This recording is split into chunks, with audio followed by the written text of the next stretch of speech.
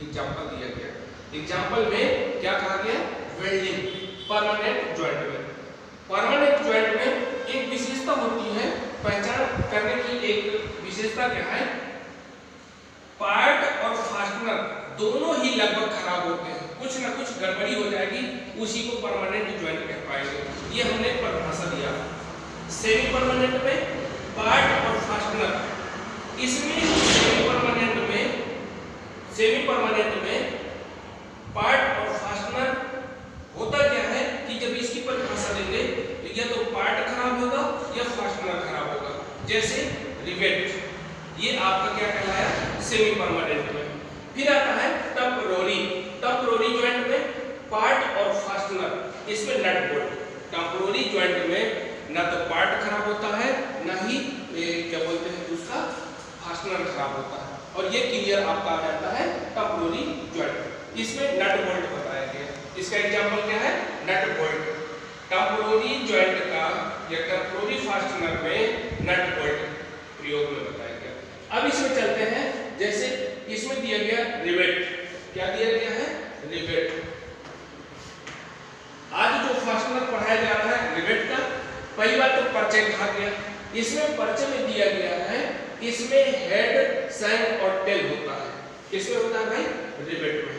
अगर रिवेट है तो रिवेट का परिचय कैसे दे पाएंगे कि यह एक धातु का गोल पार्ट होता है और उसमें क्या क्या पाया जाता है? हेड, शैंक और टेल पाया जाता है। ठीक, क्या होता है प्रयोग? इसका प्रयोग, रिवेट का प्रयोग कहाँ करेंगे? दो या दो से अधिक पार्टों को जोड़ता है। कौन जोड़ता है? रिवेट।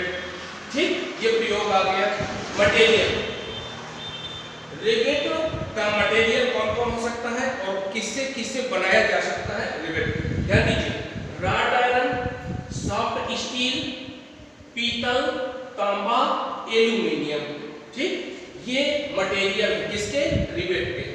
फिर आता है साइज। रिवेट का साइज हम कैसे निर्धारित करेंगे और किस प्रकार आप कहेंगे? किसका? रिवेट का साइज हेड से टेल तक के बीच की दूरी को साइज कहा गया है।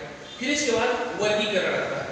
वर्गीकरण में सबसे पहले मटेरियल, इसका वर्गीकरण किस प्रकार करेंगे?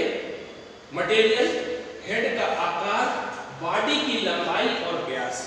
अब देखते हैं एग्जाम्पल में जैसे बताया मटेरियल, तो मटेरियल यहाँ दिया गया है माइक्रोस्टील। हेड का आकार दिया गया है स्नैप हेड।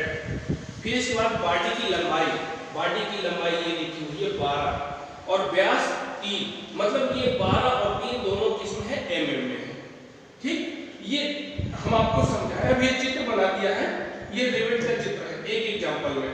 हेड, ये शैंक और ये टेल।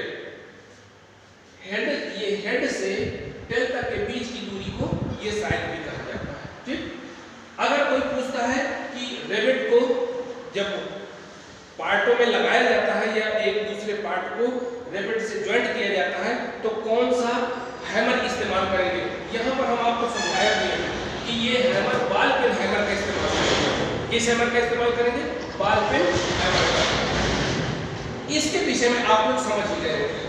जो आज का टॉपिक था रिवेट और शोल्डर, लेकिन शोल्डर नहीं समझाया अभी, आपको सिर्फ समझाया है रिवेट। नेक्स्ट क्लास में आप लोगों को शोल्डर पढ़ाएंगे कि शोल्डर क्या होता है और किस किस में यूज होता है, कहां पर क्या कैसे प्रयोग करेंगे। सिर्फ अभी हम आपको बताया है रिवेट, ठीक, जो फार्मूला के रूप में प्रयोग किया जाता है। Okay, best of luck, thank you, जय हिंद, जय भारत।